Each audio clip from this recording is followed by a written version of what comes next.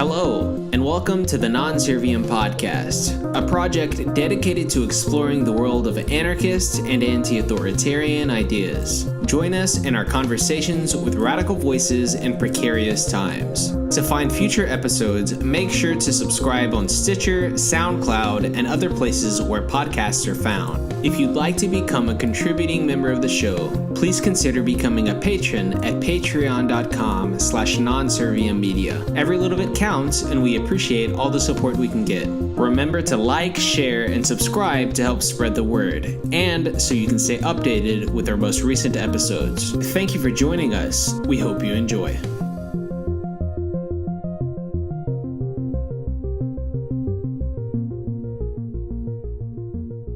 We might pick up the rain in the podcast, which is fine. Dude, I'm so into that. All right, you ready to do this? Probably. All right, don't laugh when I start talking, all right? All right. Hey there, everyone. Welcome to the third episode of the Non-Serviam podcast. I'm your host, Joel Williamson, and today we have Clay Zdobylak as our guest. Clay is a very unique, thoughtful, intelligent, and open guy.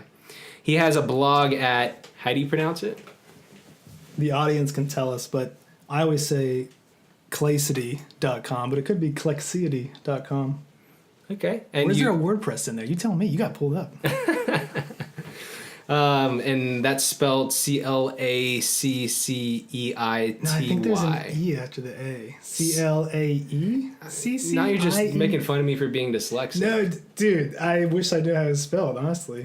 Some Greek shit. Spell it for me. Dude, I don't know. Look at CLAECCEITY.wordpress.com. Yeah, I think you got it. You've also been published in the Houston Press, which the Free Press Houston. It doesn't exist anymore. Now it's Byline Houston, and it was Free Press Houston, but they went under. So now it's Byline Houston, and I don't think my article is available now. Yeah. You can get it on my blog. Yeah. Maybe we'll talk about what happened with that a little later. Also, you have a degree. What's your degree in? I got a degree in Anthropology and with a minor in philosophy from the U of H, University of Houston. It's a Bachelor of Science. It's all sciencey. Nice. Well, just to give the listeners an idea of the setting right now, Clay and I are in my little studio with a bottle of tequila here. We got a couple glasses I'm about to pour up. Ricea. Ricea to be exact. Nice. You and your crew have always been extremely hospitable. I'm going to go ahead and pour you a drink right now. Do it. And then, what is it? Is the ritual you pour me a drink after that? You pour me a drink, and then I'll pour your drink. Okay. Tell me when to stop. All right. Right there. Now it's my turn. I'm not going to ask you when. Just when however high it is. I think you got good plenty. The way I want to open this up is, I wanted to ask you, Clay, why is it important to pour each other drinks? That's a good question. Here, let's toast first. Toast to non-serviam, right? Oh, that's sweet Ricea. Damn, that's good. It is surprisingly good. I was not a fan of mezcals until I think I had this. And when actually we were served Ricea at a mezcal bar in Houston, it was in Austin actually. We were at a mezcal bar in Austin. None of us thought we were gonna like it. The person kind of touted as like, oh, this is like this garbage kind of skunky drink, and I remember requesting it because of that. But I think actually it kind of became our favorite sort of mezcal. We serve each other, I think mainly because we're nerds, and it's something we picked up from Ken Stanley Robinson's Mars trilogy. When you say we, who are you talking about? Oh yeah, that's right. Some friends in Houston, Jacob Hilton, Hakanto, who you know as Michael Curtin, and Megnart Shed, aka Megan Shed. Those are kind of like the crew in Houston that I spend a lot of my time with, other than my fiance and all of our respective partners. But those are kind of the crew of people that we tend to bounce a lot of ideas around, and we try and have our little behavioral projects with one another. We're trying to make it happen in our own lives, kind of. I guess we are trying to see the consequences of our beliefs actually take place. Otherwise, I don't think the beliefs have much meaning. Right. I mean, unless you can actually do something with them. And if the things you can do with them don't make your life any better, I'm not sure it's worth pursuing. Right. Anyway, the reason we pour each other's drinks, I guess, other than it makes us feel like we're doing something fun or interesting, is what we were talking about earlier. It's the gift. It's a gift to another person. It's kind of like an acknowledgement of trying to serve another person, to be kind to another person, to give them something. I just want to give people something to make them know you care about them. And even though I think both of us have already articulated that we kind of don't like giving gifts, there's also times when a gift is actually necessary for like the production of social relations or productions of like of society. Even. Yeah. So I guess it's just a nice ritual to give each other a kind of gift in a standard way. You feel like you did something special. You feel like you did something slightly mythologically relevant, maybe. And we mess it up all the time. I mean, most of the times when we plan on doing it, someone will forgot, or an issue we ran into early on is that, like we were talking about earlier, gifts are really inefficient. And so while the first pouring for the other person can be really nice and pleasant and make you feel like you're being kind and socially integrated to each other, the problem is sometimes you're done and you want more, but the other person doesn't notice. And so if you stayed with the other person pouring the drink, then you would have to wait for them to notice. And so originally this was an issue when we first trying to do this, is that, you know, I would finish my drink, and then Hakanto would be like in the middle of like an interesting thought, and I wouldn't want to say like, you know, hey, I need a drink, because then it defeats the purpose. The like, thoughtfulness that seems inherent in the act is kind of diminished by someone being like, yo, I need the gift. Yeah. So after a while it became like, okay, once we pour the first ones, then it's a free-for-all. Like, do what you need to do, because gifts are, in fact, quite inefficient. Right. Even if they have a role in terms of, like, the production of events, I think. And so it's a nice feeling. It feels like you're sharing something special and important. Yeah. And after a while, that's a burden. You can't share special, nice stuff into perpetuity, or else it loses its novelty. It would be hard to keep up with. Also, like you were saying, if I finished my drink and you didn't notice it, right? I mean, there's a possibility. So the thing is, it's a knowledge problem there. Yeah, and also that tends on. There's the possibility of the opposite happening, because if the initial act of pouring each other a drink gives you a sense of reciprocal attention, not noticing that the other needs that gift can almost produce a sense of you're not being mindful of that person. Yeah. You're neglecting that person. Yeah. So in fact, if you maintained a kind of like strict necessity of like, oh, only you can pour my drinks, I can pour your drinks, at a certain point, you'll in fact, there's more likelihood that it'll be offensive actually. Because I'll be like, why hasn't Joel poured me a drink? I'm thirsty. Like, I want more. I want more Icea, but why isn't he giving it to me? Why isn't he paying attention to me? What an asshole! He's so caught up in his own thoughts. So gifts are dangerous. Yeah. Gifts are both powerful, and that they can produce society, and they can produce like interpersonal debt and bondage. But you can also create a lot of resentment. And so I think you can only pour that first one.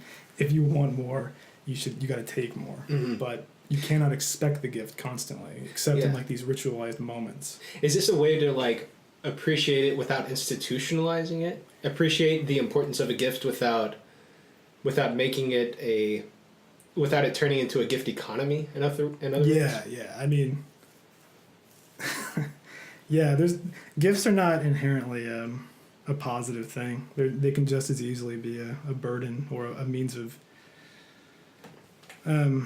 patronizing somebody. Yeah. And so Yeah. You don't want a gift economy any more than you want to be forced to have a market economy. Yeah. You just want to have relations. And so if you allow like the necessity of the gift to if you allow it to be the means by which all things are coordinated through, there's actually a lot of like anxiety and obviously resentment. I think that's possible. So you don't want to do that. You just want to feel like a cool person who has this little fun ritual, because then you're like, oh, who knows about this? Yeah, we know about it. You know, you don't do this with like your friends at work or other friends who aren't into this kind of weird stuff, but we do it because it's a little like it's a performance that makes us feel like we are interacting in something distinct. I mean, that's probably, and that's totally, there's negatives and positives with that, right? There's plenty of problems that can come with producing a space has like an in circle and an out circle and a inside, and you know, who are your confidants and stuff like that. Yeah. Still worth it though. Definitely. I'm glad we did it here. Do you think ritual is important? Yeah, absolutely, man. Ritual paces human life. You can't constantly, be producing like ad hoc moments that you're just choosing indefinitely. That I don't think a human being can really live in a comfortable way without sort of like habituated signposts in your life that store meaning. They store they pace, like rituals pace existence, and they also they articulate the distinctness of a event, and they're anchor points for time. They're anchor points for meaning. And everyone does this anyway.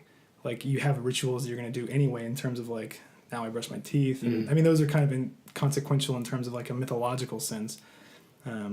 But you are going to punctuate your life with these little anchors of time. Like it structures your time, it structures your thought process, it structures your priorities. And so if you can produce rituals that have implicit meaning and have kind of mythological undertones that just kind of, you don't need to believe in some kind of like supernaturalism necessarily, but the narrative of your existence needs to be coherent, and rituals allow you an easier way to make that coherent. And really explicit rituals are basically like little games that can produce meaning if you allow them, or they can at least just produce regularity in time and lifestyle. And those are good things to have. Like you should not have a kind of just, well, I don't know, maybe you should, but I certainly benefit from having little moments and behaviors that make certain moments feel like they have meaning. Yeah, that they're distinct, that this is a certain space and time or in your life or your day that has a distinct meaning, that it expresses something to you, or that you get to express something distinct about yourself or what you care about or what you're going through. Like the ritual stores meaning, the ritual stores like implications of how you should behave. And so upon us doing this ritual of like pouring each other's drinks, well, I mean, there's a reason we started the podcast with it. Yeah. Right? There's a reason now that we're like drinking it and not just randomly having it, just at a random spot. It's because like suddenly we feel like, oh, we'll start off with this ritual that we think is interesting, hopefully. And everything that happens from that point on is within a certain space. Yeah, so I think ritual is a good thing. I don't know if it's necessary. I'm sure if I claim such a thing, a million people would object, probably rightfully so, but it has utility and it has like undeniable power, I would say.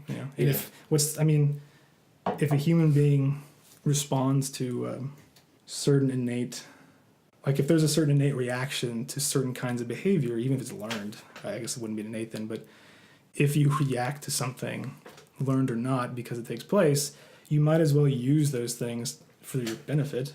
Otherwise, you'll most likely be interacting with them without your consent or without your interest.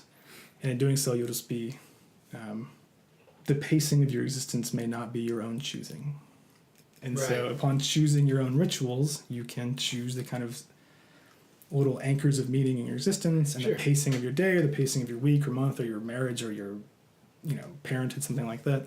And so, 100%. There's no reason to deny the bizarre religious instinct, maybe. Mm-hmm. I'm fine with saying that. The kind of the desperate need to produce meaning. Yeah. And through an act can produce a lot of meaning, and so you might as well take advantage of it. I don't see why not. I hear you. Because I think the negative reaction would be everyone is reacting to,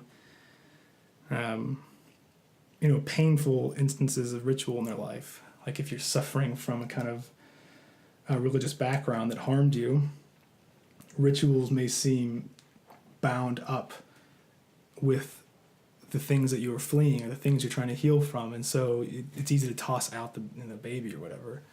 But toss out religiosity or toss out the importance of ritual.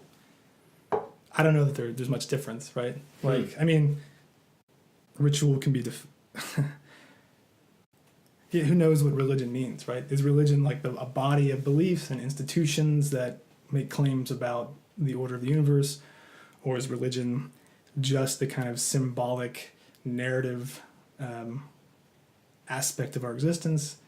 I don't really know. I don't think it's a good answer. But you can enjoy ritual without necessarily binding it up with what we usually think of as like organized religion or dogma or things like that. You can participate in mythological, symbolic, and ritualistic behavior without those things actually having a kind of supernatural or grand control over your existence. Like you can be the origin of the meaning and the point of a ritual, and in doing so you kind of you personally control your existence. No, I hear you. Are you a fan of Joseph Campbell at all? Yeah, of course, man. Here with 1,000 Faces. I haven't read 1,000 Faces, but I've read the The Power of Myth and stuff like that. That great interview. Yeah. Yeah, 100%. I like to think of Joseph Campbell as sort of doing what Jordan Peterson has always tried to do but never actually accomplished. Also without all like the ridiculous political baggage attached to it. Yeah, it's so polluted with all the little nasty things that are reasonably, upsettable. Yeah, Joseph Campbell, he seems to have benefited from kind of the analysis of myth and kind of like trying to find meaning. Because if you asked him, he does get asked in The Power of Myth, like, do you actually believe in the supernatural and stuff like that? And he's like, no, right. Of course not. He's like, no, we're just a bunch of like goo. Yeah. And, but clearly he thinks it's like a useful thing you need to know about, and that it clearly has an emotional, like, people vibe. If you write a good story that taps into like, what I think they almost think of as like Jungian archetypes and these like universal narratives of the hero and the crone and stuff like that. Yeah. He seems to think that, there's like a fundamental, like a latent power, you can like manipulate people and people can help themselves and change their lives by tapping into what seem to be fundamental stories in human society. And totally, of course, right? Like those are, you should absolutely get into that. There's no reason to not tap into that aspect of your life, especially if you do it willingly. If you can produce your own stories and you can, if you can acknowledge that you are the source of your personal myths and the personal symbols that give you meaning, you're all the more powerful. Like you'll become more adept at producing a life that you want to live, I think. Yeah. Because you have a grab bag. Like you have a magic bag full of tools that are psychological and mythological to kind of get you through your day. Mm-hmm. And I feel like I often see people who suffer from a lack of these things because you don't want to acknowledge meaningful tropes and symbols and things like that. But yeah, absolutely. Right. It's like modernity can drag us down to the level of a kind of like atomization, like a secular atomization that doesn't allow us to experience, like, it doesn't even give us the opportunity to construct meaning. And right. And ritual ritual might be one of those ways, one of those small ways in which we can actually experience something like that. Yeah, definitely. In fact, I think this is one of the problems with the dialogue about like postmodernism and post-structuralism is the way I hear people critique postmodernism all the time is that it produces no sense of meaning, or it produces no sense of like everything is true, nothing is true, there's no reason to believe this or that or to behave a certain way. Where I feel the exact opposite. I think that if you fully embrace like the lessons of postmodernity, you can kind of you can fully saturate yourself in a kind of skepticism towards narrative and structures of like the power of the stories and narratives that kind of control your life and order your life. You can accept those things as ways of controlling you and ways of articulating your life for you and stuff like that. Because I think that is usually the critique that's leveled at postmodernism, I think, is that it destroys meaning and order because it's a constant critique and skepticism towards narrative and towards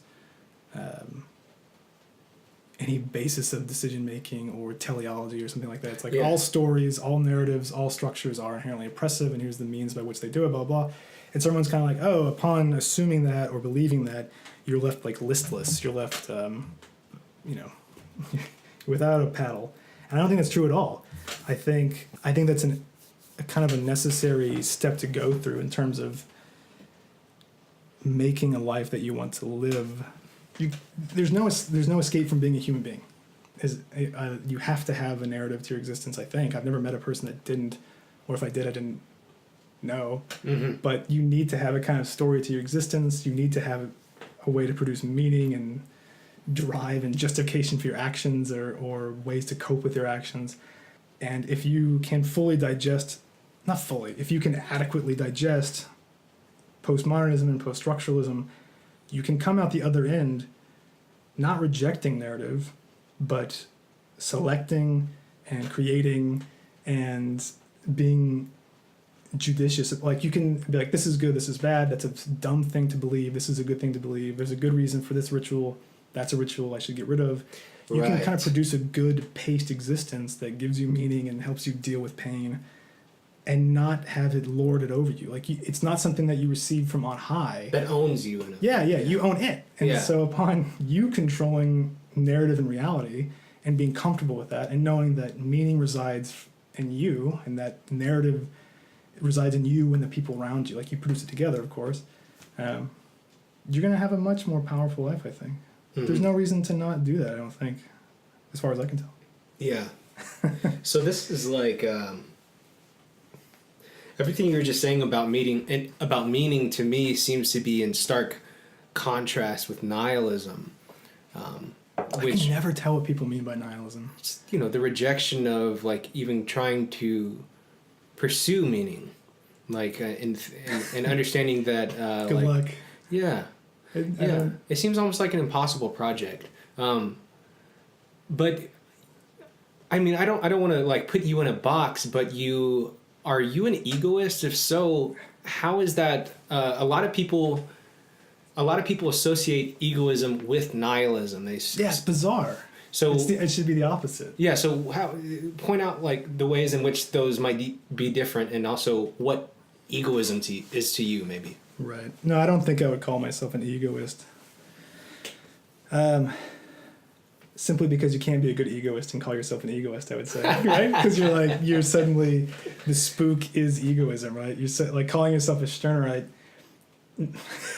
would imply a kind of allegiance to like Stirner's beliefs, and that those things are interesting of their own merit, which I think is the core of Stirnerism, or Stirner's thought, that nothing should make a claim to its interestingness on its own merits. It's only interesting in terms of if you find it interesting. Uh-huh. So I mean, I wouldn't call myself an egoist, but I would say in the same way that postmodernism is a good thing for people to engage with and then get on with their lives. You shouldn't. I can't remember who said it, but like when you use a ladder to get higher, to get to like a second story or something like that, you don't necessarily take the ladder with you. once you get to where you're trying to get to, you abandon the ladder. You don't need anymore. Like, you got to where you need to go. Mm-hmm. And so I think egoism and post-structuralism, postmodernism are ways to try and actually acknowledge what seems to be the actual case, the actual reality of human existence, which is that we need story and we need meaning and we need narrative. You cannot exist without these. Like, the symbolic realm of human reality is a fundamental part of being a human being. And human beings who are denied access to symbolism, like children who are kept in closets or feral children, they're not really human beings. Not in like the sense that we can meaningfully interact with them, because to be a human being requires a full immersion and fluency in large sets of symbols and narratives. And egoism, or Stirner's thought, is a weapon to fight against those narratives and those symbols dominating you, for those things like enthralling you to their own interests, right? Because like Stirner has a famous quote about like, what is God interested in, or what is society interested in, right? They're interested in their own self. They're self-interested, and you should be self-interested too. So I think that egoism, for me, is valuable not as an identity. There's no identity there. If you rested in that, you would, I think, be violating the point of egoism. Egoism is not a house. It's not an identity. It is a hatchet. It's a hatchet to cut at things that bind you, the tethers that bind. Egoism allows you to liberate yourself from believing things ought to be interesting to you, or that you ought to care about them, or that certain rituals ought to be interesting, or that they should have a place in your life. But if they do not benefit you, there's no reason to let them into your life.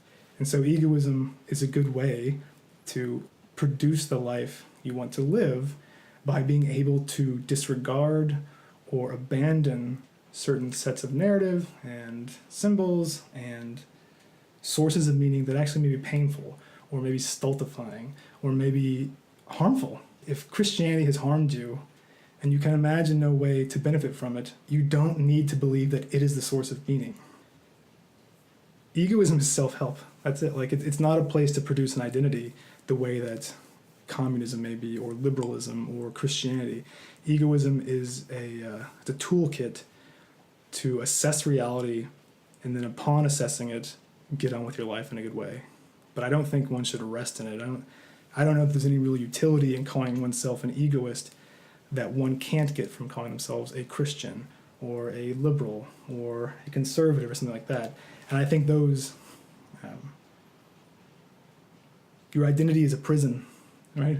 Who you are is a prison, and you're going to have that. You're going to be in a prison either way, but you should at least build your own prison if you can.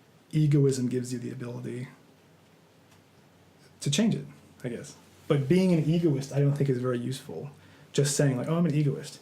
Right. Well, that doesn't tell me anything about you. That doesn't tell me what you care about, other than that you care about trying to not care about things that people told you to care about. I don't know. Yeah. You know? Yeah. So, but there's no denying that every egoist I've ever met was a human being. Mm-hmm. And every human being I've ever met was a primate. And they're a primate that needs symbolic reality more than any other primate. That's the human condition, as far as I can tell. Mm. And so there's no egoist who doesn't have to have a symbolic landscape that they call home. Right. And so you should think of your identity maybe should be that symbolic landscape, and that set of meanings and reactions that you care about, that you want to guide your life, that you want to force on other people, because you will. But there's no home in egoism. There's no identity there. There's no identity in egoism that doesn't, I think, violate the point of egoism. So it's a great tool, but it's not a place to rest. If you do rest there, I think you may not be making a lush, interesting life. You may just be enjoying the violence you can do to the old things that harmed you, or the old things that blinded you, or something like that, right? Because like it seems like Stirner was often reacting to Christianity, or he was reacting to kind of authoritarian socialism, and he said himself, it's no enemy of socialism or anything like that. It is the enemy of sacred, or sacred socialism, or sacred things, like what should be interesting in of itself. And egoism is a tool. It's not a place to rest. It's not fertile ground, but it is a shovel, to help you make fertile ground to live in, I guess. Okay. I don't know if this is going to be an interesting question for you. Think about it in whatever way you'd like, symbolic or otherwise. But this is what popped in my head when you were talking about egoism and Christianity. Does God say it because it's true, or is it true because God says it? Oh man, that's interesting. I think if I was a diehard Christian, the answer, of course, would be it's true because God says it.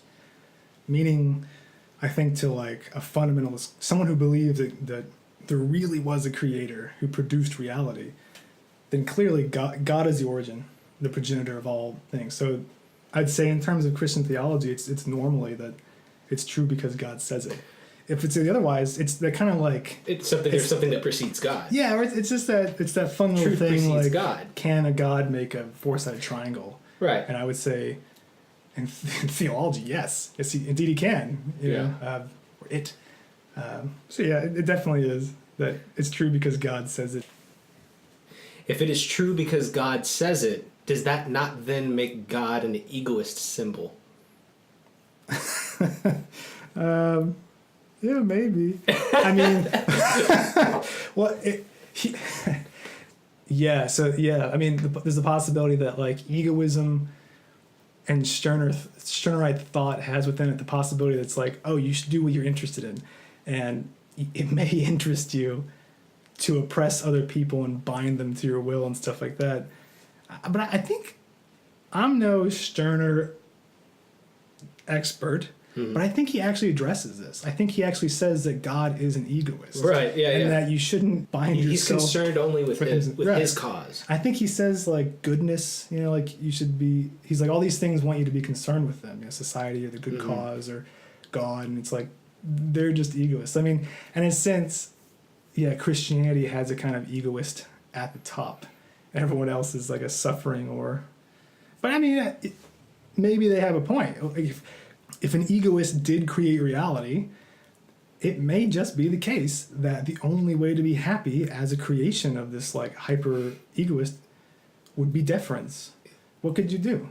Maybe that's the case. Yeah. So well, and to like to Stirner maybe, let's say if the Christian God's real, and Stirner is correct in his assessment of that God, he may be justified in his irritation. But he may be wrong in his assessment of how humans should act. If that God really exists, what are you going to do? Like, we are supposed to become like God. Right.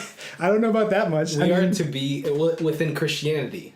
Right, but doesn't it like the... Then we are to be egoistic and not be concerned with his cause. I see what you're saying. Oh, interesting. So maybe the only people that make it to heaven are like egoists. The most Christian person is the atheist. Oh, you're blowing my mind. I mean, not even necessarily an atheist, right? Because like you can still believe. I think there's something called like anti-theism or There's things in which like there is a set of beliefs in which you recognize the existence of a creator deity or even the Christian deity, but you like don't. You're kind of like whatever, or I'm opposed to it. You can almost exist. I would say if that's the case, and you're supposed to be like God, well, you can't deny God's existence at that point. You would just have to be an egoist despite God. And at that point, when God notices you actually denying his mandates, then he'd be like, nice. Nice. Well done. Yeah, maybe that, dude, you're going to produce a whole theological school here. Oh my God. Ego is Christianity. See, I've heard a similar thing said about Nietzsche before. But then could you say that Christ was like an ultimate ego? Like he was the egoist of his time? Was Christ an egoist? Did he achieve that? Or was Christ actually just a thrall to the egoist monarch in the sky? Christ is altruism that had to die. And, okay, I'm just bullshitting here. Dude, like, we're both bullshitting.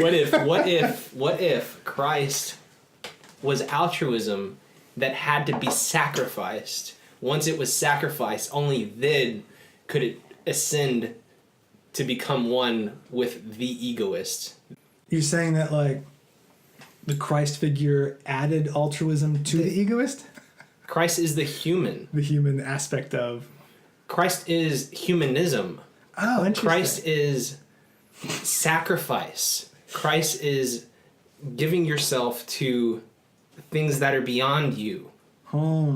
Despite you, to your own self-detriment. That the Christ event was a kind of like addition to egoism. That in fact, it's like an addendum to egoism. That altruism or compassion was added to the egoist cause, aka God's cause. Dude, we're producing like Jalarian Christianity right now. I love it. I don't know. I guess I literally have not given any thought to this before this moment. I've never had this but thought. I was just thinking, like, what if God was, or what if Jesus was a symbol of humanism and specifically or humanist altruism that has to die. It has to die in order for other people to become one with God also. Meaning other people to realize them. You mean wait, so you mean that the Christ event was in fact just a kind of like God's making an example of altruism? Sure. That God's like that. See what happens. Like, don't you fools realize that like being compassionate destroys you? Not being compassionate, but like being altruistic to the point of self-deprecation, to the point of not being the custodian of your own meaning, but giving yourself to something else, to giving yourself to humanity, just as Christ did. So what you're saying the project God had was not to send or to be someone for you to emulate, but to be a lesson for what happened if you emulated this person. So it's like, egoism was good, you need to be like me and become self-interested. And here's an example of people who take non-self-interest. When God becomes flesh, God becomes human. The human cause is a narrative that is imposed on you that you must sacrifice in order to become like God and not concerned with his narrative. Dude, Vatican III right now. Vatican III. You're like, this is a revolution in Christian theology. Here's the problem, though. I think one of the biggest problems with the interpretation of Stirner, or like a light interpretation of egoism, is that self-interest has some kind of conflict with compassion. And it doesn't. It's a weird thing. I think it's just an artifact of like the English language, maybe, that selfishness inherently means to people disregard for the concerns of other people. But I don't think it has to be. Like, I think it's... Synthesize those two for me. Well, so... There's no reason to think that being self-interested has anything to do with disregarding other people. In fact, I think to claim otherwise is actually... You cannot deny that you are a primate, or a human primate. And the human primate, in its makeup, needs other people. You don't care about people because you were taught to. You care about people because it's like, it's part of your makeup as a human being. To not care about what other people think, to not feel their suffering and their joy is inhuman. Like, most humans have that as a normal capacity. If you don't have it, it's aberrant. So, as far as I'm aware, the only egoists that exist are human beings. And that means that the only egoists exists are these kind of hive primates that need each other, that need to care about one another, and that when they don't care about one another, they will suffer greatly. You'll be treated as an asshole or a psychopath or a sociopath. You can't escape being a human being, at least not yet, right? Maybe with the singularity and post-humanism and stuff like that, there's some way to escape being a homo sapien, a hominid. But right now, you can only be an egoist as a human being. And it's just a matter of fact that being a human being comes with certain preoccupations, which is mainly other human beings. There's just, all human beings normally have an obsession with other human beings. And if you want to be an egoist, you don't get to delete that because it's not something you chose. You didn't choose to be a socially constructed hominid.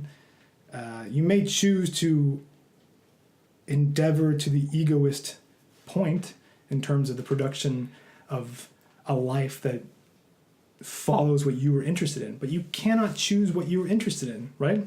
And this is like a never-ending philosophical debate. Is like, where does free will exist? Can you produce your own interests? I don't think you can.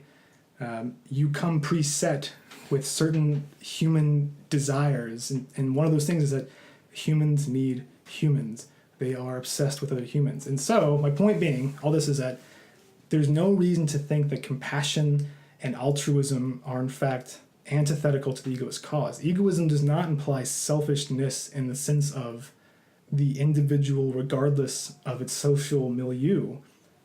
That's impossible. Like, I don't think that's even a coherent... Anyone who thinks that, I think, is just like tragically ignorant of the human situation, which is that humans construct humans. You're not a human being if you weren't exposed to other human beings. And so altruism and compassion and interest in the other and concern for the other and feeling what other people feel and the theory of mind, like my belief that when I look at you right now across the room, there's there's like a witness. There's a witness experiencing looking at me, and I'm constantly going through this process of imagining what you're going through, and I'm like enthralled to it. I can't not pay attention to that. If I was someone who could not pay attention to what you're going through, I would be like a sociopath or something, or be inhuman, or I don't know. But it's alien to me. So, to get back to the egoism thing, egoism, it's only a supplement to the things that you can do and believe. It's not a replacement for human nature. And I use that term, I don't like that term, human nature. People misuse it, or it means whatever people want it to mean. But you cannot replace being a hominid with egoism. It's impossible. You can only digest egoism as a meaningful set of actions to produce a life you want. But you cannot escape being a human being, at least not yet. And if that's the case, compassion is part of the package, and altruism is part of the package. Altruism is an easy way to make meaning in your life. It's an easy way to feel good. It's an easy way to go to sleep at night and feel okay with yourself. It's an easy way to enjoy a good time. Like you have received me here. You've done countless compassionate things for me since I've been in your company just today. How could you otherwise, right? Like, if you didn't, I would leave or something like that. All of this to say that egoism does not imply selfishness in the sense of the disregard for the other or a lack of compassion. It almost implies that those things will be important to you no matter what, in some way, and you need to find ways of expressing those things that are nice for you. You cannot escape being a human being, which is a creature with certain qualities. So if you do embrace egoism, compassion is part of the package. That compassion is not antithetical to the ego. The witness inside of you is not a rational actor. It is an animal.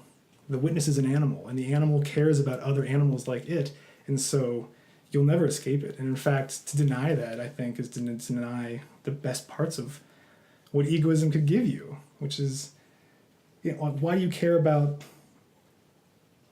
your partners and your family and your friends? It isn't necessarily, it may be some kind of sense of loyalty that's like a Sternrite spook or whatever, but it also could be that as a human creature, you belong to other people. Other people make you and you make them, and you necessarily have debts to them and interests in them, and you can't just give that up by believing. Otherwise, you would just suffer. You would be like lying to yourself. It would be a total fabrication to say that like you could somehow exist independently to the full extent that a human being can. But also, you could argue it's not in your interest to. Yeah. God, that's the best way to say it. It is not. Yeah, you said it better than I did. It's not in your interest to be self-centered or to be callous or to be without compassion. Without empathy. Yeah. The full expression of the unique or the witness or the ego is its like delightful interaction and concern with the other egos it thinks exists outside of it, which I think they do, probably. I think you're in this room with me. I hope so. It is so strange that you say that. I actually briefly touched on some solipsism yesterday with Jason. Not yesterday, the other day when I interviewed Jason, and we were talking about sort of like the roots of like these primary philosophical concerns that sort of go unaddressed when we're constructing like an ethics or something like that. Mm-hmm. And one of those things, which is really uncomfortable to talk about, which most people don't even consider as a legitimate thing to discuss, is whether or not anyone exists outside of me. And I believe that people do exist outside of me, but I'm not going to act like I know that because I am not able to measure that.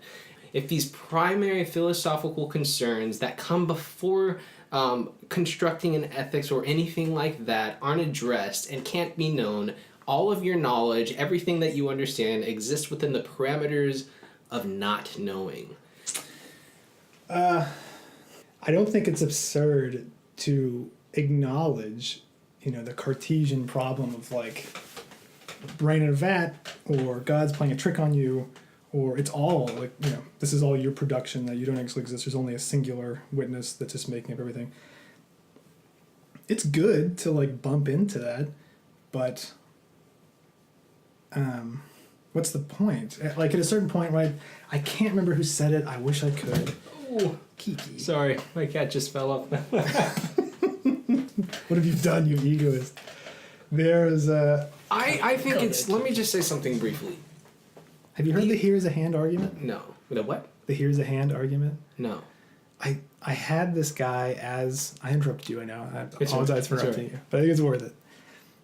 I can't remember who the guy's name is. I had him as my profile picture for the philosopher, as a month of the month, whatever. But he has an argument which is just a rebuke of this kind of like universal skepticism. Like, are you skeptical of everything? And his argument was simply like, does an external world exist? He's like, yes. Here's how I know. Here's a hand. Here's another hand. Is a hand part of external reality? Yes. Well, your sensory experience tells you. Yeah, because he's like, if you don't, he's like, do you have more evidence to believe in the existence of the hand? Or do you have more evidence to believe in the lack of its external existence? And he's like, you have much more reason because to believe you're experiencing it. Yeah, there's evidence for it. There Yeah. is evidence for it. The evidence for the lack of it is not evidence. It's just logical fallibility in the reasoning. What about that? What about that which goes beyond the tips of your fingers? There's no difference. I mean, I can see the hand and I can see you, and I can see the wall, I can see the cat, and I can see the light, and I can see the ricea. You just have data, right? Like, you just have this hallucinatory reality, and it may be a production. It may be false, but there's more reason to believe it's not. Or you have more reason to believe that it's there, and it is the case, that things are in some way reflective of what you're experiencing. I'm with you. Yeah, so he basically, and I think that's the best way to go about it. Joel's giving us some more. He's giving me the gift. This shit is so good. What is Isn't this? it good? This is, it's ricea from, I think the company is Venenosa. And I think it's the orange bottle. It's the good stuff because it has that kind of skunky, meaty. This is the best. Dude, it's so good. I was told when I was first served something like it that it would be nasty and funky, but that funkiness is great. It's like durian. Are you an anarchist? I don't know. Maybe not. I used to call myself an anarchist a lot. I think the main benefit of anarchism, it makes you feel cool, and it's a weapon against the complacity of other people. I think any person who considers himself an anarchist would probably, if they engage me, would probably feel, yes, this person qualifies as an anarchist. But the problem with anarchism is that you can make it into an identity all of itself, right? Like you can rest in anarchism and you can serve some kind of anarchist project, but this cat is the ultimate anarchist. What's the point? Right? Like, what's the point of being an anarchist? Is it Why even call yourself an anarchist? Like, why does it? Because it's communicating that you want to live in a world without the state, without economic systems that that's a good point. push you around and coerce you. Yeah, well said. And it clearly communicates, well, maybe not to everyone, because a lot of people identify anarchism with chaos, right? They see it interchangeable with that's the madman, right? the madman who wants to throw the Molotov cocktail at the peaceful people in the park. Yeah, you're making, but calling yourself an anarchist has a big cost, right? Right. But that doesn't mean that necessarily that we can't take that back and let them know, hey, look, actually that O outside of the A means order. Right.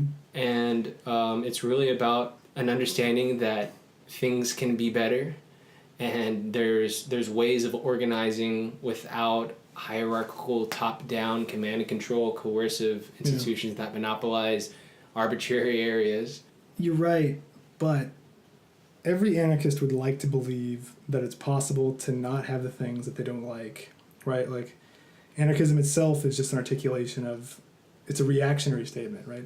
Anarchism is inherently reactionary. Like, it is I think a normal human response to inhumane behavior from people and institutions made of people, right? Like, there's without the state, there's no anarchists. Anarchists are just a kind of soot. As long as you have authority and power and behavior and the imposition of power into people's lives, you will have anarchism. In the same way, as long as you have a fire, you will have soot. Anarchists are a necessary byproduct of all institutions, especially the very coercive, dumb, blunt institutions that rule our lives for the most part now. But anarchism is chiefly concerned with aggression towards the oppressor, or it's chiefly concerned with methodology to liberate oneself from oppressive situations and blah blah blah. But there's no coherent positive vision usually, or if there is, it's just another imposition of norms and narratives and power. Like, anarcho-syndicalism proposes different power structures, but they still are power structures. And maybe they're better. Maybe they really are better. Or maybe market anarchism proposes a new world, but it still proposes different power structures, different ways that people will be bound to norms and consequences and institutional violence. And I don't know that can be escaped. I think anarchism is a normal thing. Like, if every person was an anarchist, it would be understandable given what people are exposed to, because this is just not the normal way of life right now. Is not what the human creature, I think, was created via whatever method was used to create human beings. Probably, I think, natural selection, sexual selection, and kind of collaborative cooperation of a creature, blah, blah, blah. States and capitalism, these are like super novel experiences for the human animal, and there's every reason to think that the human animal should be upset about this and concerned about this. Anarchism is egoism, in the sense that anarchism is a reaction to and a dismissal of systems of control and societal order that may or may not be what you prefer and may or may not be what benefit you. And in the same way that I think you probably should not rest your identity in egoism, there's probably similar problems of resting your identity in anarchism. Because anarchism tends to, not always, it tends to focus on freedom from, reaction to oppression, reaction to domination. But it rarely lays out like the positive vision of like, here's how your life could be, here's the kind of things you could wake up and do every day. And in fact, most anarchisms, when they do this, will try and propose a whole world. Like, anarcho-syndicalism or primitivist anarchism or market anarchism are telling you, here's how things should be. You should abide by certain beliefs and behaviors so that you can live in a proposed society or proposed world. But there's good reason to think that not everyone will like that. And there's good reason to think that society may be society is not a human project. It's just a human consequence. And that we do not have the ability to actually coherently produce society with our decisions, or our intentional decisions. Society comes about just as a consequence of our behavior, not as a consequence of our actual designs. And so I think anarchism is a danger to a lot of people because you can allow anarchism to become an identity. You can allow anarchism to be its own structure. Anarchism will tell you what to do. Most anarchists I've met want to tell you what to do. They want to tell you how to be. They want to produce a society for you. Most anarchists want to do something with you. And that is antithetical to what I think is valuable about anarchism. The core of anarchism should not be a project in the sense of a future society that can be made. The value of anarchism should be the empowerment of the human animal to make the life it wants to live. And part of that, and a lot of that life is not up to the human being because human beings are produced by other, evolution, and other human beings make human beings. When I'm around anarchists, it's more fun to deny being an anarchist. When I'm around non-anarchists, it's more fun to call myself an anarchist. And I have no scruples with that contradiction. I'm only interested in anarchism insofar that it helps me get to whatever utopia I personally want to live in. And maybe even the utopia I want to force on other people. But am I an anarchist? For the sake of this podcast, it's cooler for me to say that I'm an anarchist. I'm a reaction to anarchism at this point. It's more interesting for me to say, I think, that one must produce an anarchism against anarchy. Or you must produce an anarchism against anarchism. Or your behavior should be an anarchy against the structures of anarchism. Because it's just for the most part, most people are proposing stuff that they want to do to you. And so I don't... All right, well... You know what I mean? I know I'm repeating myself, but...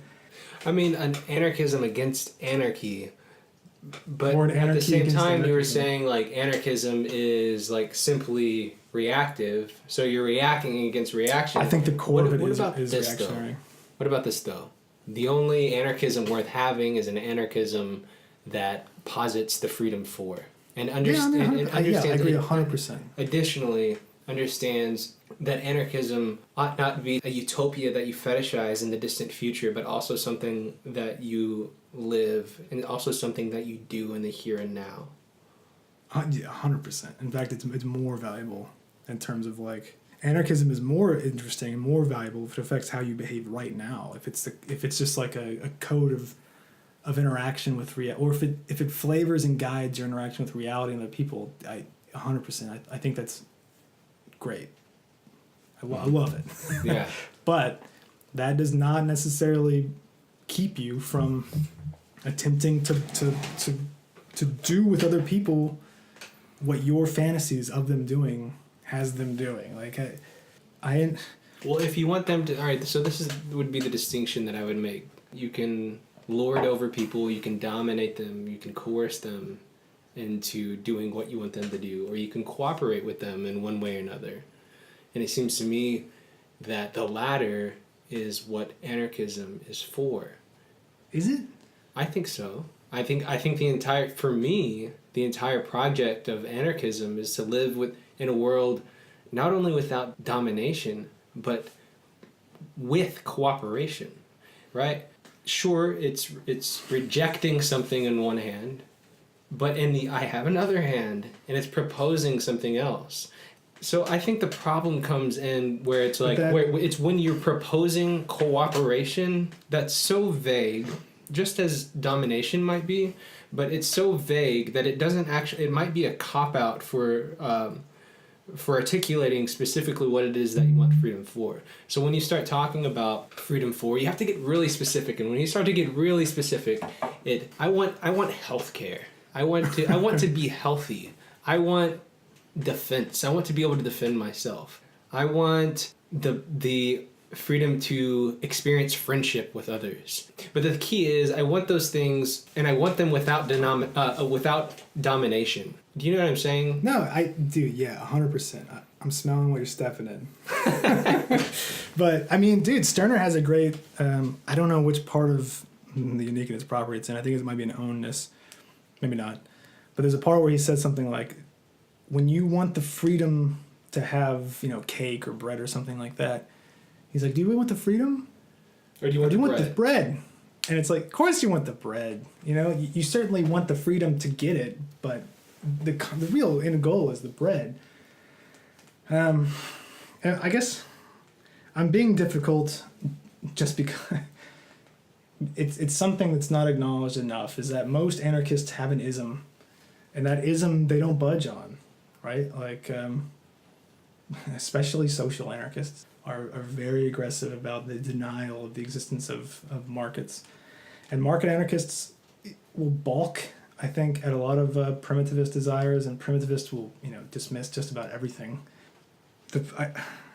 Anarchism is great. I love anarchism. Anarchism has, in a sense, set me free in a lot of ways. But it is not going to get you to the promised land, and anarchism brings with it the danger of anarchism being the thing to make other people comply with. You need to behave in some way that I consider free, or that I consider just, or I consider equal. But those things are meaningless outside of the context that humans produce for them. Hakanto, I think, said it well, and I think it's the basis for how I think about freedom, which is that freedom is only meaningful in terms of what I consider free and what the other people I interact with consider free. Like, I can't console myself with like, oh no, I'm treating people in a way that makes them free without acknowledging what that person considers to be a state of freedom or a state of equality or something like that. So the problem, the greatest threat of anarchism is the belief that upon claiming to be some kind of anarchist, you have released yourself from the response or from the possibility of oppressing people, right? How many times, I can't tell you how many times that I've tried to articulate to an anarcho-syndicalist or an anarcho-communist or a market anarchist or whatever, the inherent authority and imposition and what they plan to do with other people.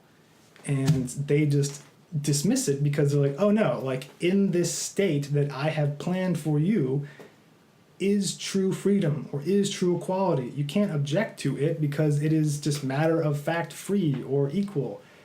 And so they think because they have the word anarcho in front of whatever they're into, they don't have to deal with the inherent authority and violence and imposition inherent in their utopia. Upon putting the utopian practice into place, they are the kings. They're the masters forcing this reality. So anarchism is only meaningful, I think. If anarchism is best, which is just a guideline for attempting to interact with other people, not as an end goal. You don't know where you're going to get. You're never going to get what you want, but you might get what you need. And anarchism can probably give that to you. Egoism can probably give it to you. You can get what you need, and what you need can be great. But you may not get like the syndicalist utopia. And there's a good chance if you really force the situation or really force the matter, the anarcho at the front of it would be meaningless, right? So am I an anarchist? I'm an anarchist in the same way that I'm an egoist, and that I embrace them and I try to move on. And if it doesn't make my life better, you should just throw it away. What's the point? So I don't know. Yeah. I'm being argumentative, but I think it's worth it. It's a blind spot, I think, for most anarchists. So yeah. Let me ask you. You might have just already answered this question, but what is post-anarchism? God.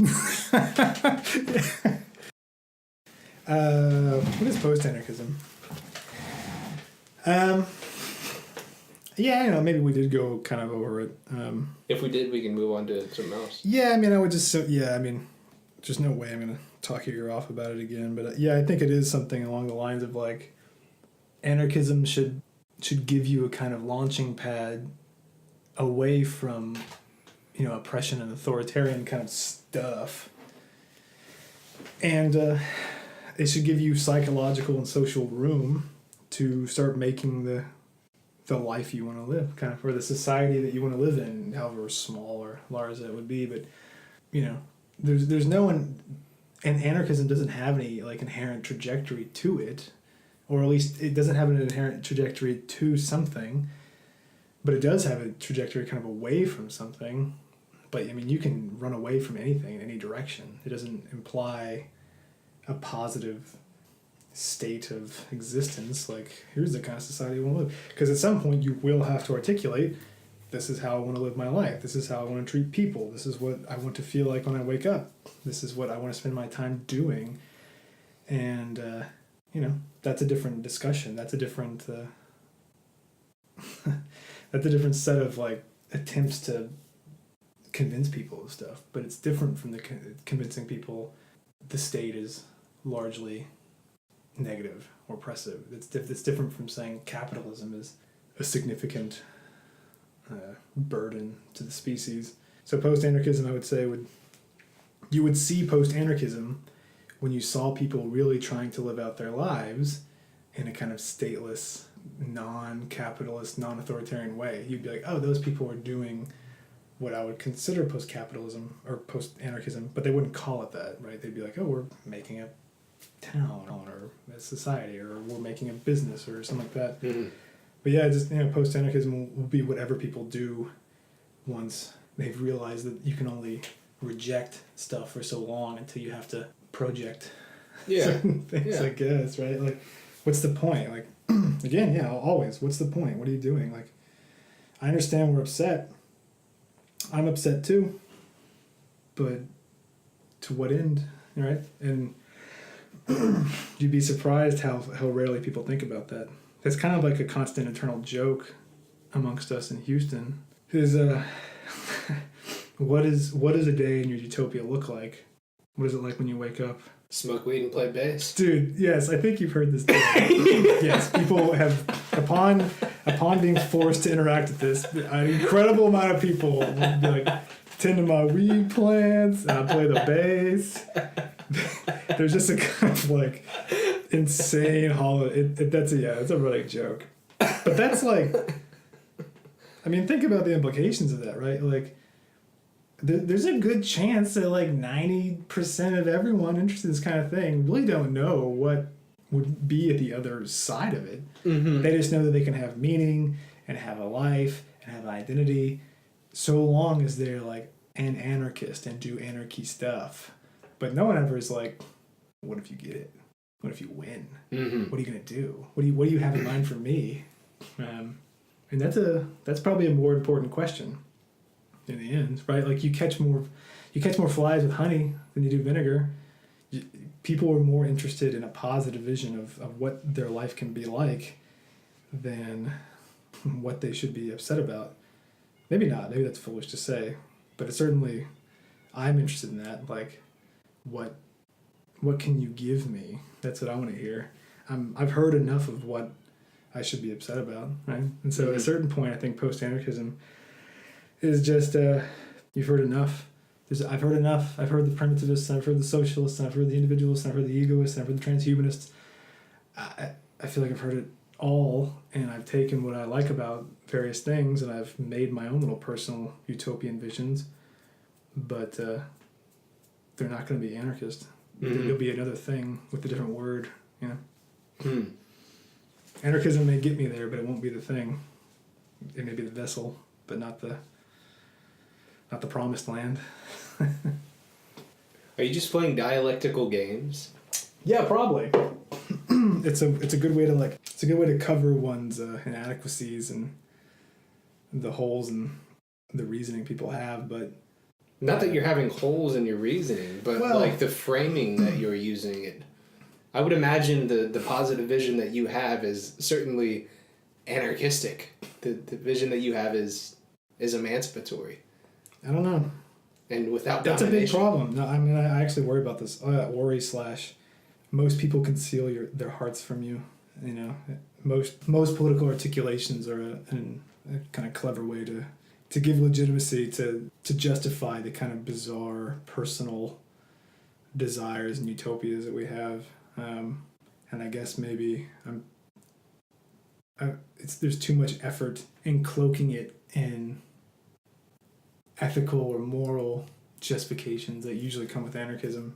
Usually it's kind of like, this is right, this is wrong, the state is evil, capitalism is evil, communism is evil, subscribe to my beliefs, subscribe to my theory, I'll get us to the promised land if we just organize how I think we should, or if we just reject what I think we should. I mean, in the end, I have a utopia I want. It's not necessarily anarchistic, but I may need anarchism to get there. What is your end goal? Oh, my positive vision would be something like living in something like a Carsonite village, like a kind of semi-communal village with lots of micro capital and a self-sufficient kind of set of production, which you can come and go freely, but you're semi-sufficient in terms of producing some kind of product or stuff that keeps you alive and maybe is valuable on some kind of market. But a kind of like semi-communal rurality, a kind of techno-utopian rurality. Yeah, something like that. A kind of I don't know. It doesn't really matter in terms of what people should be concerned with. Those things matter to me, but there's no reason necessarily that other people should care about those things. But if they accept certain anarchistic attitudes and beliefs, I may get mine and they may get theirs. I guess, you know, like I don't need people to actually be interested in distributed techno villages so much as I need them to be interested in the norms that would make that possible. You know what I mean? Like, I don't like cities. I don't want to live in a city, and I suffer cities. But a lot of people do like cities. So what am I to do? I mean, the only thing I can hope for is to like somehow be involved in a project that makes it possible to not be subservient to cities, to be able to like exit. And whatever I end up doing hopefully fulfills whatever desires I have that I want to die with or whatever. But I think it's probably good enough to try and produce a situation that will allow for the fulfillment of a lot of eccentricities that may be particular to me, and while other people have the ability to fulfill whatever eccentricities they have, right? Like, and I'll venture to say that may be the height of anarchism, to not have a plan, to produce norms and beliefs that don't propose specific conditions of like how people will live their lives, but propose norms and conditions that allow everyone to produce whatever they want to produce, is so long as it's like coherently possible, I guess, to some kind of peaceful utopian state.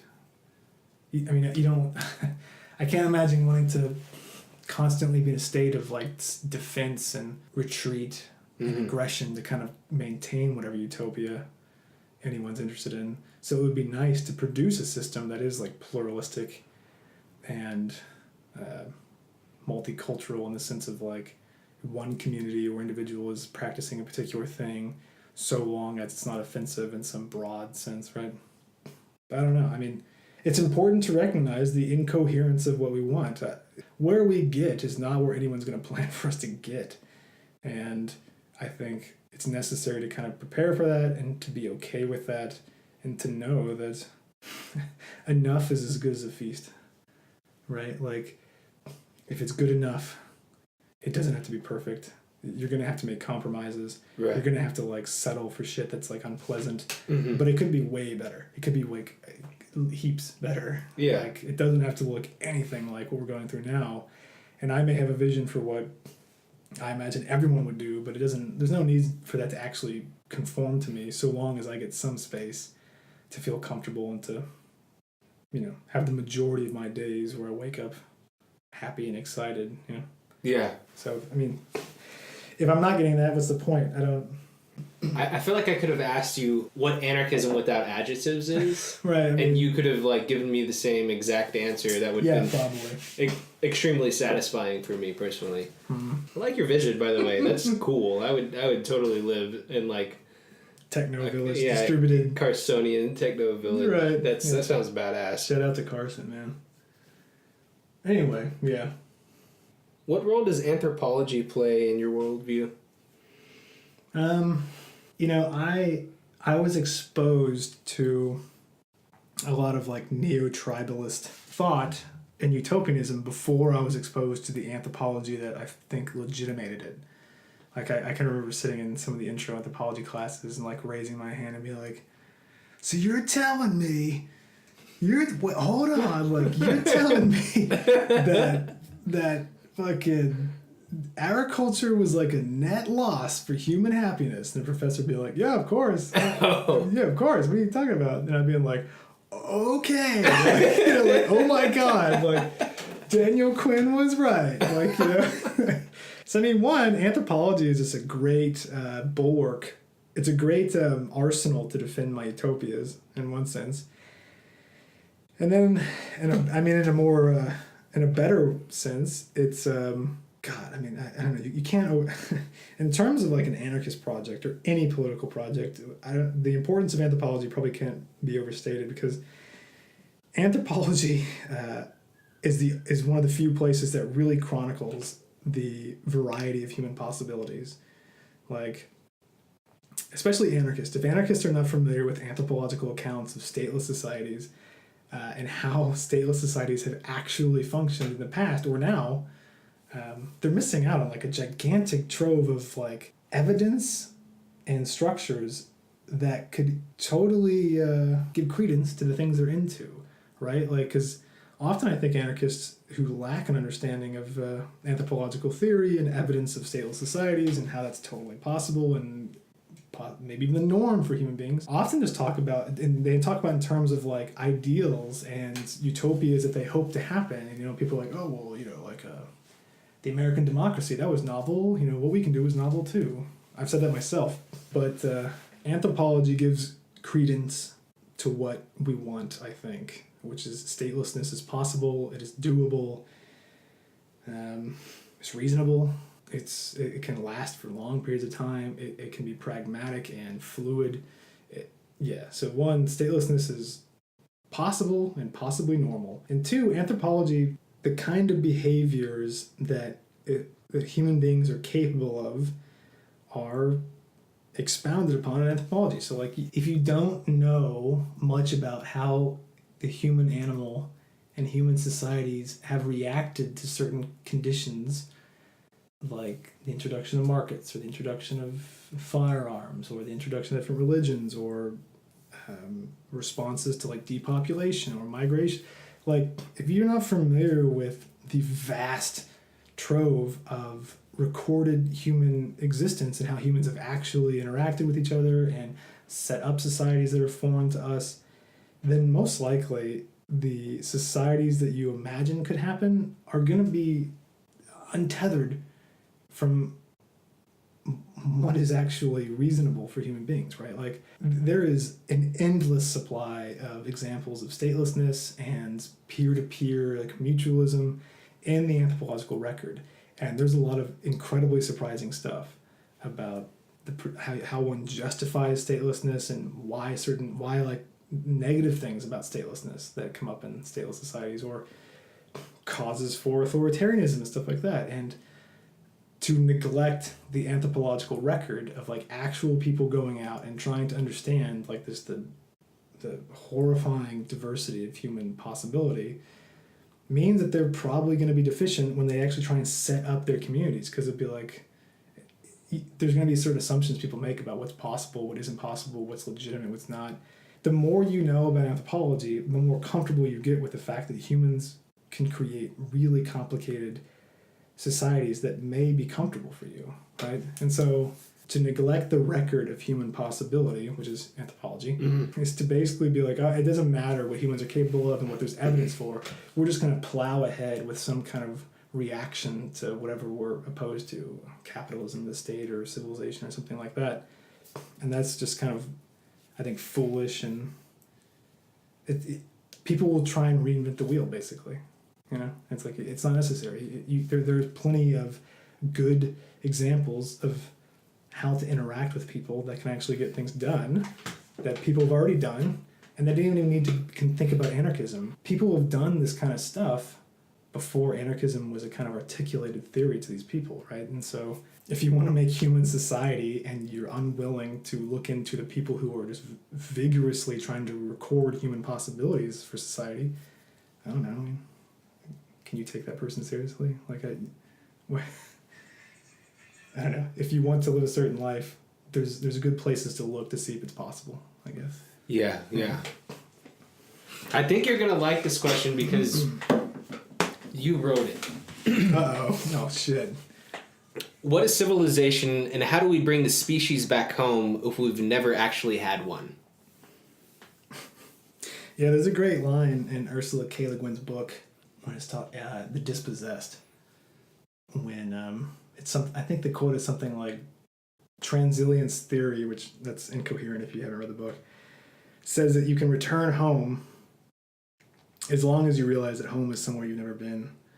Yeah, when I kind of romantically refer to like home for the human species, I'm referring to the pre-civilized state.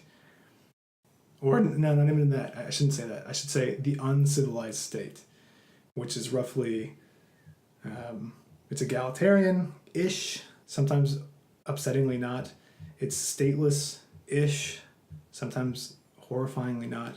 It seems clear to me, and this could just be a kind of weird bias I have, that like most people are not doing well in our current circumstances under like late capitalism and advanced civilization, and even just urban settings. I'm really skeptical that like an urban setting is anything but pathological to the average human being.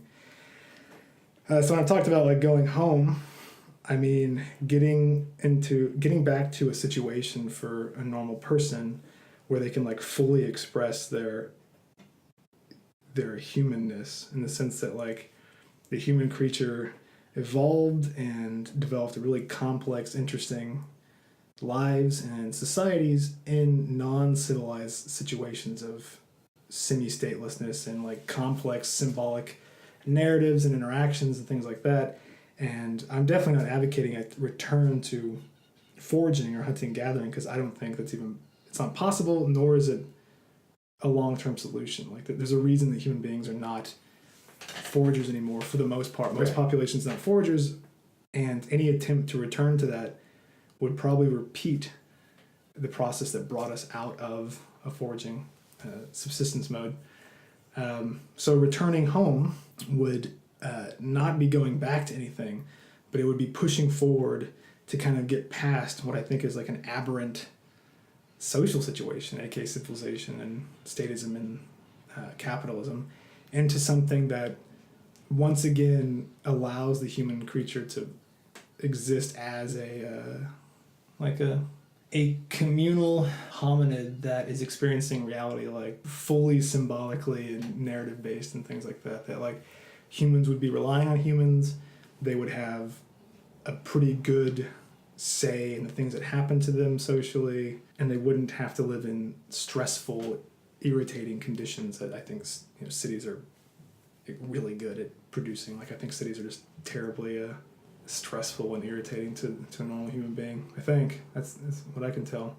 So going home does not mean regressing to foraging, but to pressing on past civilization and capitalism into something comfortable for humans again, where they get to express their humanity as a creature, but not be impoverished, but to be enriched, to go back home, but with new tools and ideas and stories, right? Kind of like post-civilization, whatever that is.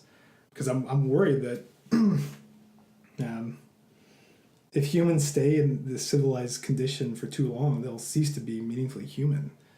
That what we're being made into is not recognizable. There'll be less and less relationship to Homo sapiens some other thing which I don't respect or have an interest in will be the dominant creature. And I don't want that, so I would rather the human species escape from that future and pursue a future that makes the hominid happy and makes the hominid fulfilled, but doesn't return us to a state of pre-civilized state in which we'll just repeat ourselves and be subject to ecology and the whims of neighbors and stuff like that necessarily. So going home means recreating the conditions that make human beings happy, and I don't think the conditions right now are very good at making people happy.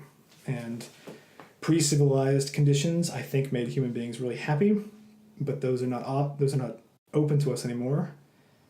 And so we'll have to figure out something post-civilized that hopefully is even better.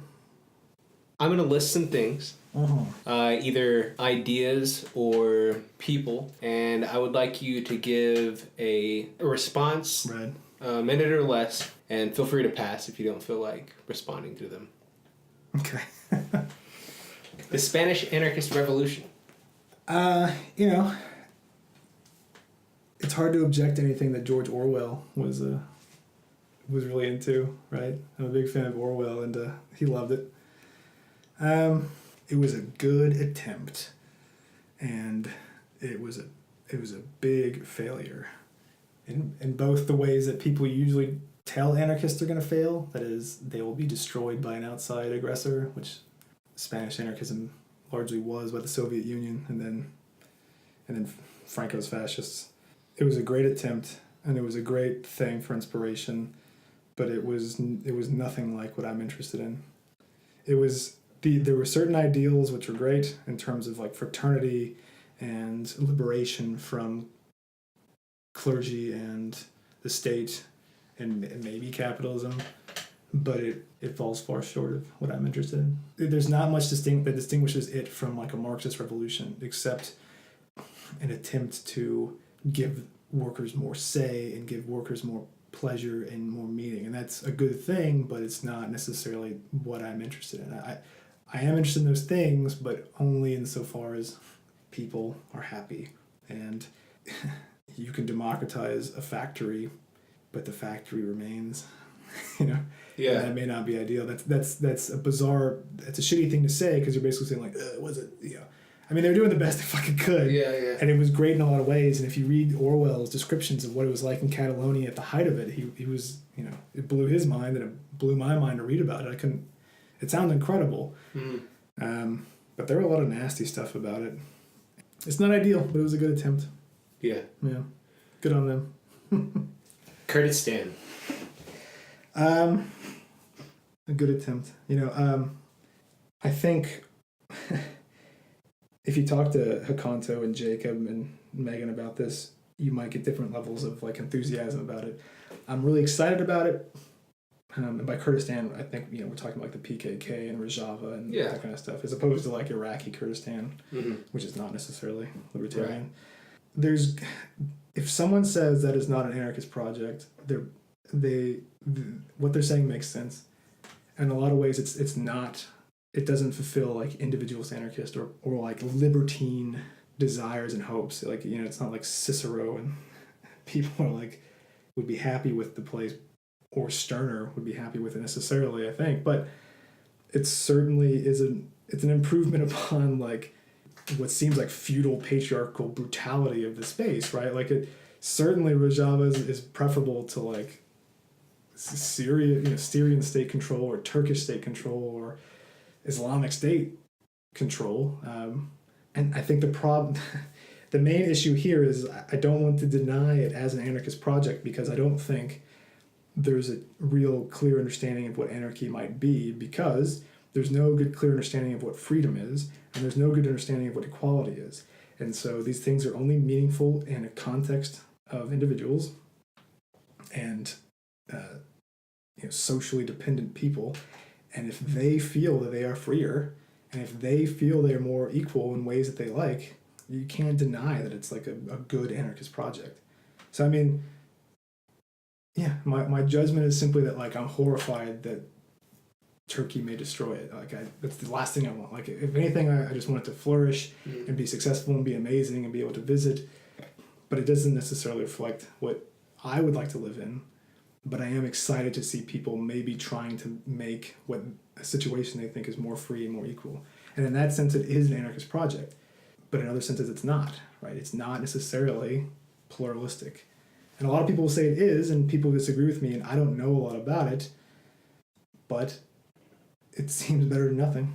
It's not perfect, and it's kind of nasty in some ways, but it seems kind of beautiful in a lot of ways. So, I'm for it. Nice. Thomas Jefferson. By our standards today, he's a monstrous hypocrite. But thank God he existed. Like, it's a tremendous stroke of luck that he had something to do with the creation of the current state, that he had such a bizarre set of beliefs in terms of freedom from religion and the freedom of religion and distribution of power. In terms of our own morals today, he's a monster, but in terms of the morals and the ethics and the norms of the time, he was a rabid anarchist, basically. He was a racist, and he was a slave owner, and he was a hypocrite, and he was a hedonist in such a way that really damaged his life and damaged his legacy. But some of his beliefs are like fundamental to my personal interests and personal beliefs, like a kind of distributed agrarian society of like equals interacting on a local level to blah blah blah blah blah. There is no coherent United States or even modernity without Jefferson's influence, and I think American anarchism is meaningless without reference to Jefferson, despite his terrible failures. And he was a racist. There's more, you can maybe say more negative things about him in terms of what we prioritize today, but American anarchism is he's one of the founding fathers of it, right? Like Benjamin Tucker called himself an unterrified Jeffersonian. Mm-hmm. And I would say in many ways I can't deny that I myself am a Jeffersonian, if not a kind of social utopian Jeffersonian or something like that. He's all you can say about him is he's indispensable to our current condition and our current trajectory, especially in like Anglo-American utopianism.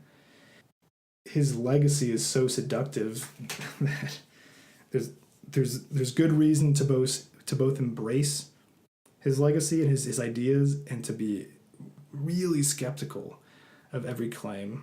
I think he was great, but he was like a monster. And the only legitimate course forward, if you want to call yourself a Jeffersonian, I think, is to acknowledge the terrible failings that we would acknowledge now because of like our understanding of the human species and race and justice and freedom, like what we take for granted now. You gotta admit to the fact that he fell far short from even his ideals, and especially our ideals now. But that guy said some insanely revolutionary things that I think we could all applaud. It's just he just fell short. He's a terrible hypocrite, but we enjoy the benefit of his existence today and maybe take it for granted. Yeah. And I think becoming familiar with him now is excellent. People should definitely be aware of like his writings, and he's great, but he was a monster. David Graeber. He's great. Read his books. Read David Graeber. If you don't read David Graeber, you're doing a huge disservice to yourself and to whatever project you got going on. David Graeber has lived in stateless societies. He has studied stateless societies. David Graeber is an activist. He not only chronicles exotic societies, which is what anarchists or one of the critiques of anthropology is that often it's a kind of like colonial project to kind of be a voyeur towards the exotic, right? And be like, ooh, look at these interesting things. And you like almost fetishize different kinds of societies and weird little things that may be interesting. But Graeber has a wide breadth of work that spans both what might be exotic to the average American or European or Westerner, but then he also has lots of work concerning just us, and why those things are meaningful to us. Like there's no separation between his anarchism and his morals and his work.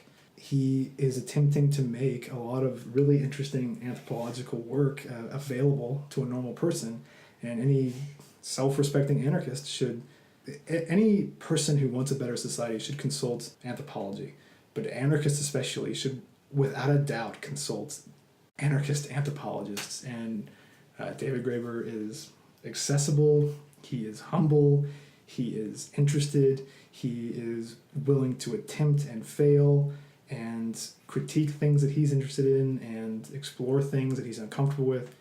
His work is great, and he's indispensable. Any anarchist or libertarian disregards him at their own cost. If you were to name 2 or 3 books or thinkers that were major intellectual influences on you, what would they be? The anthropologist Benedict Anderson has a book called Imagine Communities. He really the book is about the rise of nationalism and the history of nationalism and how people imagine themselves as part of groups. And after reading that, suddenly you see it everywhere. The constant attempt to produce groups and imagined groups that you don't even know, but to kind of justify these people you think are interested in what you're interested in or should be, or what you're going to do with people. Like Benedict Anderson's Imagine Communities is amazing. Definitely need to read that. I probably got started on anarchism because of Daniel Quinn's books. He wrote Ishmael and The Story of B and My Ishmael and stuff like that. His books are great. They're a kind of revisionism of what our standard narrative is about the agricultural revolution and why human beings are constantly looking for people to tell them how they live, because we don't actually know how to live anymore, whereas our ancestors maybe did know how to live. Yeah, Daniel Quinn is amazing.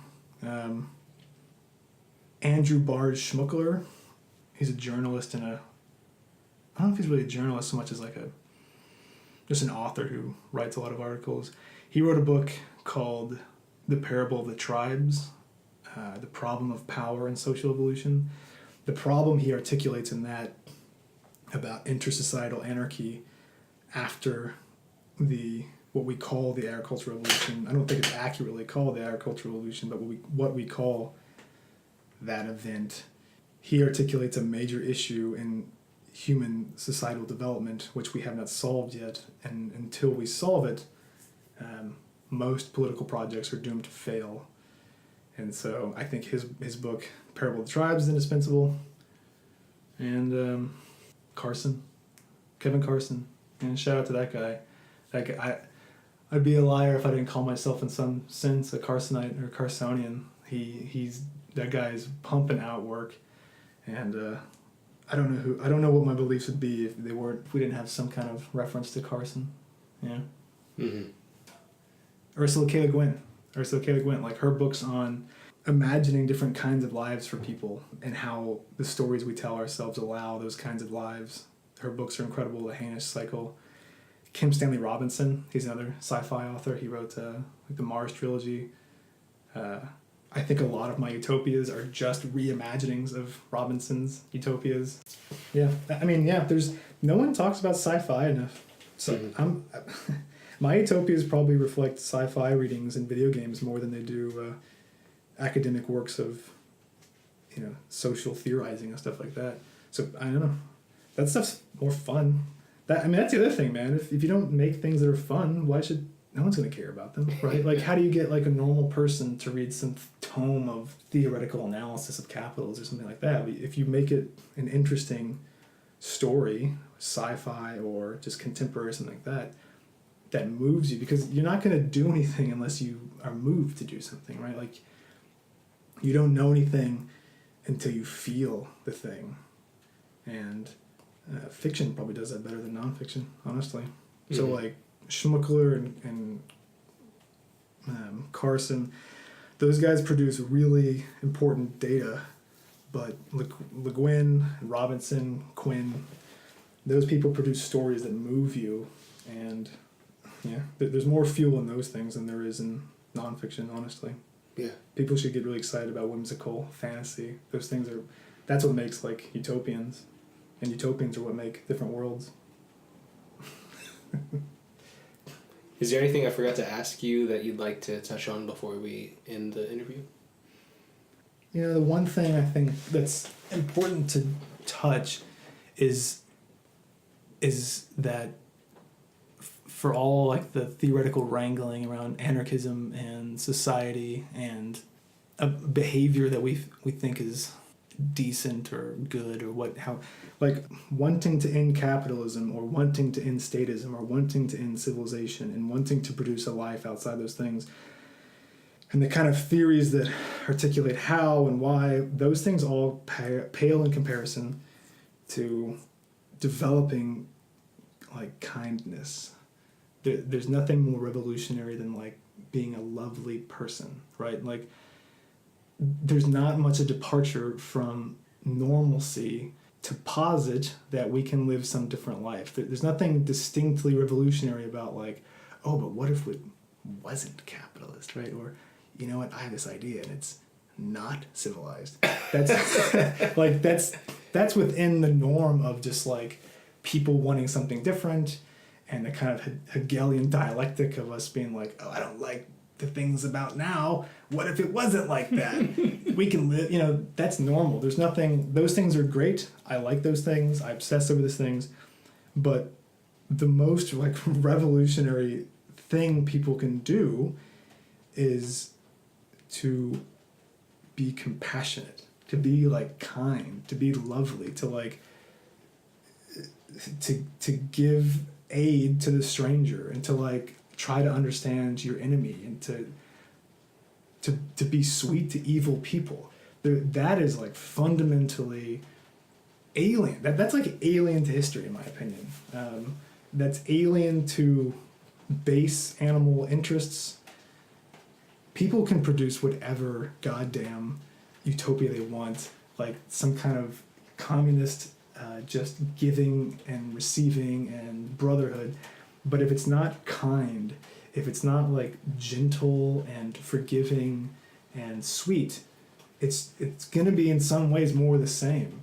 You have to be able to produce the individual experience of loveliness, right? Like if anarchists neglect compassion, they will always fall back into the pitfalls that lead people into authoritarianism and xenophobia and to attack the other. And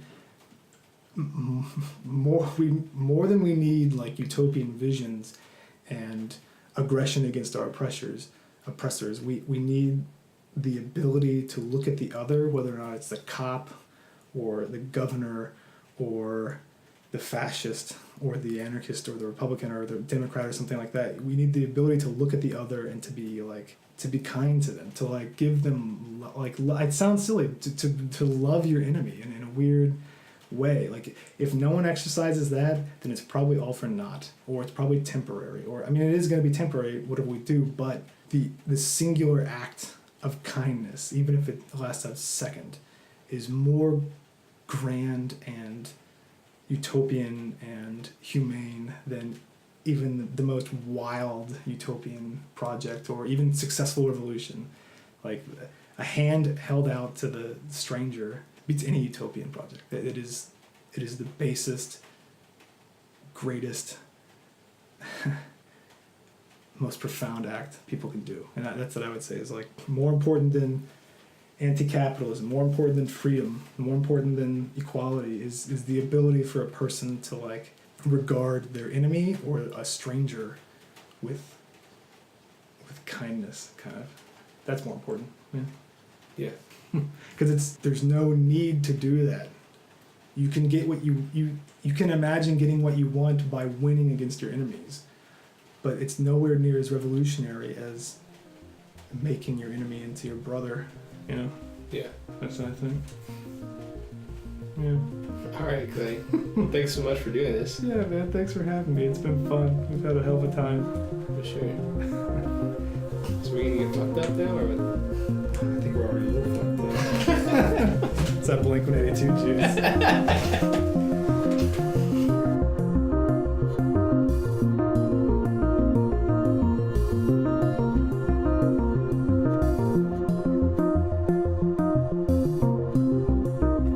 is, folks. I hope everyone enjoyed hearing from the great Clay Zdobylak. I certainly enjoyed his company. Make sure to check out Clay's blog. I'll be sure to include a link to that in the show notes. Remember to subscribe to our Stitcher, SoundCloud, and YouTube accounts. And please consider supporting the show at patreon.com/nonserviummedia. I've got another very interesting guest lined up, so keep an eye out for that one. Once again, thank y'all so much for tuning into the show. We'll talk to you soon.